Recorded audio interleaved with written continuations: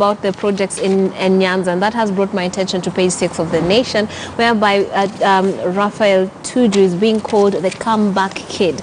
Now, I'll read next of this part of the beginning of the story. It says, like the proverbial phoenix, Mr. Raphael Tuju has risen from the ashes to become an influencer in Nyanza politics. Gone are the days when he was heckled at rallies or when Rarieda constituents gave him his development projects a wide berth. He's now a darling, the comeback kid. I'd just like your sentiments from that. I don't know whether you can call him a darling of people of Nyanza, but I can say for sure that the hostility that he was viewed with at the time, remember he was a member of parliament for Rarieda before, and when he wanted re-election during the President Kibaki's time, his development record was actually to his credit.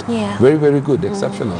I think in terms of infrastructure, I think he brought a lot of mobile clinics, and when the time came for the elections, and the elections in Nyanza province are usually based on the psychic of the Luo nation, on national issues at the time.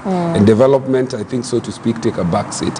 And people told him, like they told Mao, when Mao wanted to be re-elected, he said, I put all the electric poles, I put all these roads, and people told him, take them. And I think the same was told to Mulinge, I believe, I think. Yes, Mulinge. It was Mulinge. So that's exactly that happened with Tuju, and it was very frustrating and very humiliating, so that the only other place that he could go was to go to Jubilee.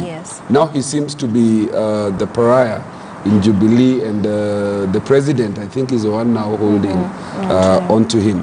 So I don't know whether the characterization that he's the comeback king or he's the blue-eyed chip. I think he's a blue-eyed person of President Nini. And you remember the vice, I mean the deputy president, has now found him as a convenient person to attack on the ground that he seems to be the one person who will either make or break. If Ruto's election strategy is that he must keep Jubilee, then the person that he must attack and that must get out of the way for him is Tuju. And you remember the other person before that was not Tuju, was the vice president, I mean, the vice chairman. Before that, I don't know whether he resigned or he didn't resign. What is Murathe. Yes, when Murathe said that Ruto will never be president, and the issue was whether that was the president's sentiment or Jubilee sentiments, and the issue really. So I think this is not going to go anytime soon. It's not going to go anytime soon, and I think it is about the fight over the soul of Jubilee, who's going to take over or remain with the reins of Jubilee after this. Kuria seems to be saying that this will be the end of Jubilee. I seem to think that Jubilee ceased to be. Already. I think it ceased to be.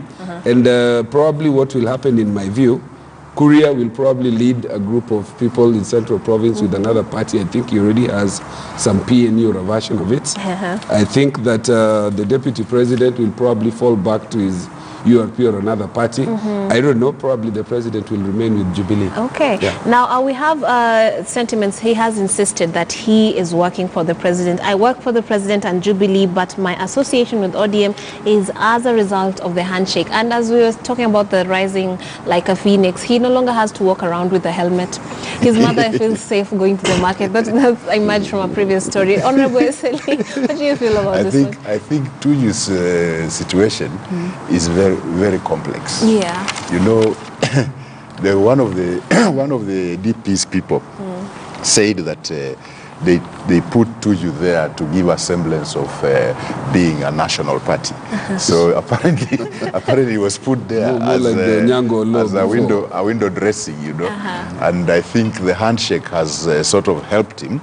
But as I said, he's in a precarious position because one, they call him a minister, and I don't believe he is, because the constitution is very clear. The minister will be nominated by the president, vetted by parliament, then appointed. Tuju was not vetted by parliament, so he has not been appointed. So actually, he lives in a very precarious kind of situation. I think it's good for him that his Nyanza brethren have embraced him, because I think the uncomfortable position he is in, he needs a lot of support. I think it's good that the Nyanza people have embraced him, but I find his position very precarious, because when he's viewed as window dressing. Then he's also looked at as punching bag by the DP's people. And then meanwhile he's called a minister and he's not. You know, I think you need. I think for him the silver lining on the cloud is that at least his Nyanza brethren have accepted him. Honorable Manzo, do you agree? Yes, you know, the nation says, but the ruling party secretary general has made friends who have promised to defend him, and I'm one of his friends. I want to admire Tuju as being a nationalist, a true nationalist. He has remained consistent, even when politics have swayed Kenyans in one way or another.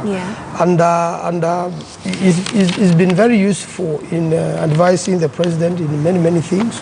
I believe including the handshake. And he's been consistent for all the years since he was a minister for information up to today. So I believe his new acceptance at home, first of all, politically is very important. And secondly, he is able to unite Kenyans. What's the truth of the matter about the Secretary Generalship of his party? Jubilee is that Jubilee is no longer together. And when you look at the history of the country, the story of NARC, the story of Kanu, the story of NARC, the story of PNU, then definitely Jubilee is headed the same way. What is important now, if I were to advise the Deputy President, is to form another party or go back to URP and start building his ambitions from there. But so long as, you know, there are these differences between TNA and the URP, definitely now Jubilee is over. And especially when they are no longer holding party meetings. Yes. Now let's move to page 3 of the Nation. Now we have a story that is of that fatal crash in Ethiopia of that Boeing aircraft, and we're being told that Boeing's focus on profits cost me loved ones. This is after a Kenyan man who lost 5 members of his family during the Ethiopia airline crash in March has blamed Boeing for placing profits above the safety of human life, and he wants that aircraft scraped off, just removed. And of course this is something that we have been having in the media for quite a long time. Honorable Manzo, what do you feel about this development? Yes, you know, in Makueni constituency we lost 3 people in this crash, and a few days ago when I was in Washington, it was a very serious matter in the Congress, and I remember also President Trump had his own ideas on what could be done.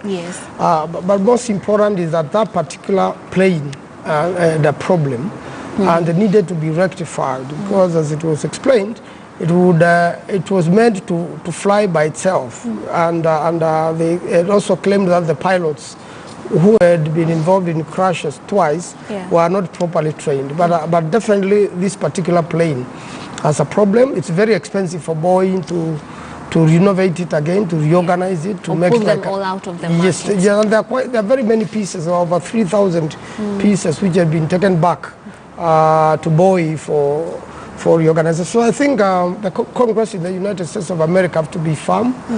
This particular plane has to be reorganized so that it can be handled manually by a pilot together with its autopilot, because it's more computerized than the usual Boeing plane. And I think they must compensate all people in the world who lost their lives in this particular crash. But he says that before, he was speaking before the US Congress, and he said that the passengers around the world did not know of the close relationship that Boeing had with the Aviation Authority, and questions why the MAX 8 was not grounded. So far from compensation, there's the issue of the future, and what people are wondering, why can't this plane just be removed from the you know, there was a legal issue. Because first of all, when the planes were grounded, that particular order to ground the planes did not have a force of law as such. And therefore there was a challenge as to, then how do you fly them back? If you have made an illegal order, do you then order again to fly them back? So it's only Congress who can assist in this matter, because Congress committees have a lot of power, so that Boeing can be ordered definitely to ground these planes and to make them, they must be inspected to make sure that they are proper and safe to fly again. Well, this was not the first crash. Honorable Seli. I think it's very unfortunate that this is an American company, and the world over people have had a lot of respect for American technology. I think it's very unfortunate that whoever is the watchdog in America allowed Boeing to get away with this kind of aircraft. And I think it's also a warning to the rest of us. Our belief in artificial intelligence, I think, has been proven to be faulty, because I think it comes a time when you are flying so many people aboard. I think to rely on artificial intelligence is dangerous, and I think this is a warning that the artificial intelligence can go as far as wherever, but it should not go further than that, because if we rely on artificial intelligence alone, where human intervention cannot work, because in this case the pilots could not intervene with the behavior of the aircraft, and it was actually virtually being controlled by the artificial intelligence. I think that one is a very important warning, and I think it's also a warning to the rest of the world that as we develop and get into more sophisticated technology, we need to be very careful that we allow human intervention to override that artificial intelligence. Absolutely. Honorable Oluoch, what do you feel about this one? What I feel is that, with the Boeing technology, we were able to get people into air travel much faster and a lot more people in one aircraft. But I believe with the coming of this new technology, where more people, close to over 700, I think almost 1,000 people in one aircraft, and with the speed that it was able to do and cover the distances that it was able to cover. I think recently we also had these direct flights where you're able to do Nairobi to New York, non-stop flights. I think with this comes a greater responsibility on the company to invest more on safety, to invest more on the expertise, on the ability of the pilots to make timely interventions, because in this particular instance, within a space we are told, is it 6 minutes? There was no time to do anything over 10. And from the recordings, the pilots actually really tried. They really tried. Within 6 minutes, you're not able to make anything and even make an emergency crash into anything. I think that is a big indictment on the company, on the American people. If you had other people, for example, like BMW and other companies, when they had a faulty vehicle put in the market, not only did they withdraw all these vehicles, they actually offered compensation. So I think there needs to be some moral standards to the profiteering and the companies that do this kind of business, a certain level in which people take moral responsibility and put the lives of people ahead of profit and the interest of the company itself. And it's quite sad because aside from there being a need from the trend that we have seen for those actually planes to be pushed out of the airspace, there are also many countries that have made orders for a similar design. So you can imagine, of course, the implications in terms of profit. But I would like to finish off by reading a quote from this particular victim who says, I speak for all the families who lost loved ones because of the reckless conduct on the part of so many, particularly Boeing, a company who